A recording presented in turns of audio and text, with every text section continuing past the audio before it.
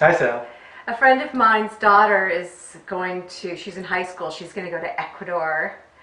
So, Oh, yeah, I know. And I was thinking, oh, I got to tell her everything I know about all of Ecuador so she can give her daughter some good tips and hints. But she's going on a tour with a school trip, so she'll be well taken care of, and she's going to love, love, love it. yes. Ecuador is great. I think we should talk about the Galapagos. We podcasted about it, and we'll just redo a new podcast here with some information for folks to re-listen to, and you'll have a video for your YouTube channel. Yes. This was the one point during the year where we kind of went hog wild. We Yeah. booked a 2-week boat trip in the Galapagos. So it visited almost every island you could get to. So I really wanted to see as much as I could. It was overkill. You don't need to see every island. A lot of them are similar. So the farther west you go, the newer the islands. So they're kind of moving this way. So as you get closer to the east, you have a lot more vegetation and animals and everything. And then the ones farther west are very volcanic. Not that there aren't animals, but you don't have lush islands. They're like, wow, very stark. Some of them we walked through, a lava field and saw the different types of lava cooling and everything. So that was nice in and of itself. But the tortoises, just this 400-pound tortoise. It's huge. Walking down the road. Right. Yes, that's right. These tortoises are very protected, of course. If they're on the road, you give them right away. All the fences that hold in other cattle and stuff have to be about 2.5 feet off the ground, so the tortoises can walk unimpeded everywhere. So I thought that was really cool. The Galapagos Islands sounded to me like an absolute dream, a once-in-a-lifetime thing. It wasn't really on my radar because it seemed somewhat out of reach for me, simply because it was very expensive to do what we did, and then also it seemed just like, it's on an island, it's out in the middle of the ocean, getting there is going to be difficult. It just wasn't something that I ever thought I would do, and I'm so glad that you decided that was something we should do, and that I went along with it, and we did that. Yeah. You can certainly do it cheaper. I mean, there's tours that'll take you around for a week for $2,000 or $3,000. You can island hop there. There's no reason you have to spend that much to be on a boat. You can island hop. And The entire Galapagos Islands, though, are part of a national park. Isn't that right, in Ecuador? it is, yes. And you can't just go there. You have to have a tour guide, Well, you or a have naturalist or something. in certain parts, yes. So you can show up in town and then take a little tour out of that town on what they're going to see. I mean, we saw several tortoise reserves. That's right. And they were great, and some of them it was a reserve, but they weren't keeping the tortoises there. They just liked hanging out there. But we're driving out to it, and some tortoises just walking up the road. And I think they put this where there was water. They like water, obviously. Lots of grass, lots of their natural habitat. So I think they just put the reserve, all the turtles are hanging out here, we'll bring the people in and let them see it here. So, Yeah. Because you don't necessarily get to see them when you're on every single island. No, they don't. Not every they aren't island all- has them, and Yeah. then, they're not necessarily readily visible. I mean, we definitely saw some that were not in the reserves, Right. but not that many. Yeah. Also, all the different, and we saw shells too, big tortoise shells. Like, wow. I mean, they do die. The marine iguanas, the Oh, yeah. black iguanas, they swim. So All many the seals, sea lions. sea lions. They're Sea lions. crazy. So many, and I'm walking along the beach. You're not allowed to approach the animals, but we had them approach us. I'm walking, and he's heading towards the ocean, so I stop. He stops. I start walking. He starts scooting. It's like, okay, I don't know what you want me to do. Yeah. But then he finally just laid down, and I walked by him. But you know, They have no concern about people Right. whatsoever. yeah, they've never been hunted, and They lay on the trails, and you have to figure out a way to get around them. You're not Right. supposed to walk off the trail. right, yeah. So, we went to one island, had albatross, and there's a baby. I mean, the trail's only 2 feet wide, and the baby's sitting in the middle, and he doesn't particularly want you walking by, so he's kind of nipping. I mean, you just got to hurry, scoot around him really quick, and you didn't get anybody, but yeah, it was, He intimidated me. I was Right. a little afraid to walk by, and yeah, everybody was so understanding of my concern, yeah, and they patiently waited for me. But the one thing I didn't expect, I didn't know what to expect. I didn't do any prior research. I knew there would be tortoises, but beyond that, I didn't really know that the bulk of the people we traveled with were bird watchers. yes, And that's it was right. fascinating. They wanted to see every single kind of bird, and I think you get a lot of that with the people who are doing the tours on the islands. Be aware, Right. you're gonna have an experience like you'll never have if you're not part of that community. You're gonna learn a lot about birds, Yeah, and it changed me. I'm more aware of birds now than I've ever been. I think Right. about them all the time. yeah, Every time I don't know what they are. I'm not a real great bird watcher, but I'm just more aware. yeah. So such a wonderful change for me. The finch. I think that's Yes, the Darwin finch was the big one, and there are several species of the finch. Right. I think that's right. Species, varieties of finch. It's not just the one. So that was really interesting.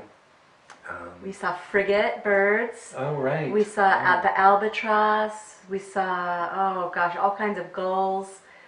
The finches. Owls. So many. Oh, the owls. Yeah. Yeah. Well, You know, seeing a bird. It's 140 years out. Yeah, 140 yards out there underneath that little rock, and so some people had the binoculars and zoom cameras and stuff, and they were all excited about it. I'm just like, I can't possibly see that. I got a 140 on the camera, and it doesn't zoom that well. But some of the others, I mean, the frigates were just amazing. So, and the snorkeling, I was able to snorkel with the sea lions. They are very curious. They blow bubbles at you. They come really close to you. I mean, one was, I could reach out and touch him. I chose not to. They said, you shouldn't. Chances are nothing will happen, but occasionally, if you spook them, they might bite. So I didn't touch any of them, but I certainly could have. They were right next to you. And we had one of the ladies we were with snorkeling, sea lion poked her in the mask. You heard her yelp. I saw it. So, but they were all just very playful, very curious. yeah, I did not snorkel enough to snorkel with the sea lions. I'm not a proficient snorkeler. Yeah. I get scared really easily. The fish were very, very big. Yeah, And sharks. that was, There were not sharks comfortable. around, big puffer fish. We have some big spire, just hundreds of fish around this. Rays. Here's the thing. When we went on this cruise, and it was a smaller cruise, I think there were 14 other people or Right. something of that nature. So it wasn't a big ship. It wasn't a big cruise ship. It was a large yacht. Yeah. And they're like, get in this tiny little inflatable raft. Right. We'll take you out to the middle of the ocean someplace. You go ahead and jump in and snorkel around. We'll wait here for you. When you're done, you just get back in the little inflatable raft. For me, that was very intimidating. The water was cold, and I am not a comfortable snorkeler, even when the fish are tropical and teeny tiny. And I'm on shore. So Yeah. I did go in a couple of times, but I just avoided it Yeah. mostly. I went in almost every time. I think I skipped one snorkel venture, but it was really great. I recommend snorkeling there, particularly with the sea lions, even the sharks. We were around them. Sea turtles as well. Sea turtles, yeah. And what were those birds? Those diving birds. I don't remember the name of that. Oh, by the way, so for the panga or the zodiac, however you want to call it, they call it a panga there. Board last, so you sit in the front. That way there's no one in your way when you want to see something or get pictures. You won't be able to hear as much or as well the guide talking to you, but sit in the front. That's a really great advice. And yeah, we had beach landings, we had pier landings. So, you got to be a little agile when it hits the beach. You got to jump off. And getting back on, we had a few wipeouts there. Not us, but we saw other people. Keep your camera, keep your gear in a dry bag, because if you do wipe out, we had someone who lost their camera for a few days. It wouldn't work. And I'm sure it's gone now once seawater hits something. She got it working again, but I don't think it was long term, but at least she could take pictures for the rest of the trip. Right, because there's not a lot of services. And we were on that, we were 2 weeks, so. Yeah. We had, probably halfway through, we got into a town, went to a restaurant, and we had wireless there, but I think that was it. Yeah. So we passed the equator twice. That's fun. Yeah. He did not tell us when it was 3 o'clock in the morning when we were going over the equator. Thank you, Captain. But the next morning, I don't know, 9:30, 10 o'clock, we were going around the top of one of the islands and passing the equator. So, and he blew his horn. And So getting there, we took a flight out of Guayaquil. Yeah. And it's a 4 or 5 hour flight, is that right? Probably 4, yeah. To 600 miles off the coast. Yeah, to get to the bigger island, I guess. Yeah. And from there we were, there's these crazy birds that are called blue-footed boobies. One of the first things we saw when we got there was like, whoa, their feet are bright blue. Right. There's Nasca boobies, and then there's a red-footed. Red-footed booby, yeah. They're really great birds. Yeah. A lot of, like I said, we weren't really big bird watchers, but it was really great to see the... They're so unintimidated by people. You can get very, very close up and get great pictures. It's amazing how docile they are, and just you're the least interesting thing happening. We saw a brand new born sea lion pup. It couldn't have been more than an hour or two old. The mother had just passed the placenta, the afterbirth, and there were a bunch of frigates that were fighting over it. Right. When we were on one of the islands. I mean, that is a tremendous experience. Yeah. And then the land iguanas, too. They were tan. Right. And big. Yeah, they were big. We were on a trail and they called it Iguana Condo Land or something because there were so many, holes where the iguanas lived. The black iguanas, the sea iguanas or whatever they're called, really blend into the rocks, and you have to be super careful when you're walking around that you don't step on them because they warm up themselves on the rocks and they're the exact same color, and it's easy to become distracted. You gotta pay attention. It's easy to miss them. We're walking down the beach and it's sand and rocks and then you turn around, there's 50 iguanas in a not a pile but all spread out right there, and I walked right by them, didn't even see them. So watch where you're stepping. Yeah. There's some great hikes that we went on. We went on a hike that we took the panga to a dock, and there was a sea lion on the dock, and he's like, I'm not moving. We had to move the panga to a different spot. Right. We saw penguins. Yeah. We saw birds of prey. We saw a bird of prey go to attack a penguin. Right. The penguins are fast. He got away. He was sitting on his little perch, and the penguin, you thought he wasn't paying attention because there were 3 of them, and then 2 of them jumped in, and then he was just kind of sitting there, and then that bird just swooped down. He was a foot from him when that penguin hit the water. So. So now we've said all this. What would you recommend to somebody? We were there for 2 weeks on a I would recommend a week. I don't think full week. Yeah, and you can do it for 2,000 or 3,000, 2-star, 3-star. I think they're all you're gonna get to see the same things. A wetsuit. We were there in cooler time of the year, and it's just a shorty wetsuit. It wasn't. We were there in like September. Yeah, so the water was colder at this time of year. The wetsuit was nice to have. If you're German and you love the cold water, knock yourself out, you'd probably do okay. But everyone there, we had some Aussies, Italians, Americans. I think that was it. I think that was it too, yeah. So we all used wetsuits, and it was great. We arranged for the wetsuit rental through the tour company that we booked with. It was very straightforward. We brought our own snorkeling gear. And just left it on the boat because we were traveling another 3 months afterwards, so I didn't want to carry it around for 3 months.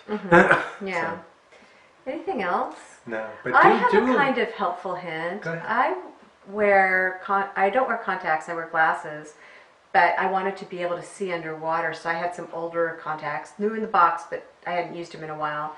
And I wore a single contact lens just to correct for distance so I would be able to see well, but also if I needed to read anything, right. I would be able to still see to read I close. put a lens, a magnification lens in one side of my mask to help me see better. So, because I do wear glasses for distance, but not for up close. With something up close, I'm fine. But so I just put the magnification on one side, and that helped me with snorkeling. Yeah, so there's different ways to get around it if you're a glasses wearer. You can do what Brad did, or do what I did, just stick in one contact.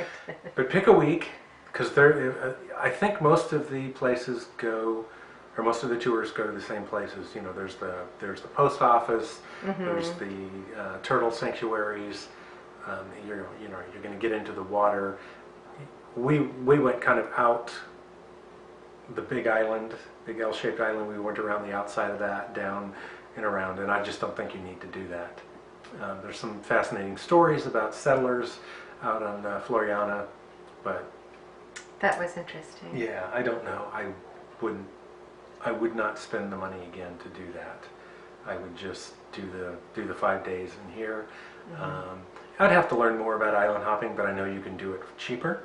You know, you just have to, arrange transportation, and that can be done. There are, obviously, there's a lot of boats in the Galapagos, not just for tourism, but people use them for fishing and other stuff. If you're a local, internationally, you can't fish there, but you get out to certain points and you can fish locally for food. I think I want to touch briefly on the post office. Oh, okay. It's really fun. There's a box in which people drop a postcard with the address of a loved one, and you can rifle through all of these postcards, and if you see that there's somebody from your town or nearby or someplace where you work, you can grab that postcard and you deliver it to them. And I think it's really nice. We made a postcard for my children, which was delivered to them. Yeah, And we delivered delivered. 2 postcards. Yeah. I think one was Mountain View and one was Portland. Yeah, so we were able to participate in a kind of social thing that was fun for us. Yeah. I enjoyed that very much. Yeah, it was good. Would you go back? Oh, yes. Yeah. The Galapagos was, it was definitely on my top 10 list. I'm really glad I went. I'm really glad I did the tour I did, because I saw everything. There were a few islands we didn't see, but I don't think anyone does. There's just not a lot there. So it's just not something the tourists want. It's far enough away, that there's nothing there to see. So I would definitely go back. I really enjoyed it. Just for a shorter period of time. Yeah, I would go for the week, and you'll see the tortoises. You'll be able to snorkel with sea lions, see the sea lions on the beach. Hundreds of them, and there were several beaches that were, beautiful soft sand. So Yeah. It was beautiful there. yeah, so definitely take a trip there. This is good. Thanks, Brad. Thanks, Sal.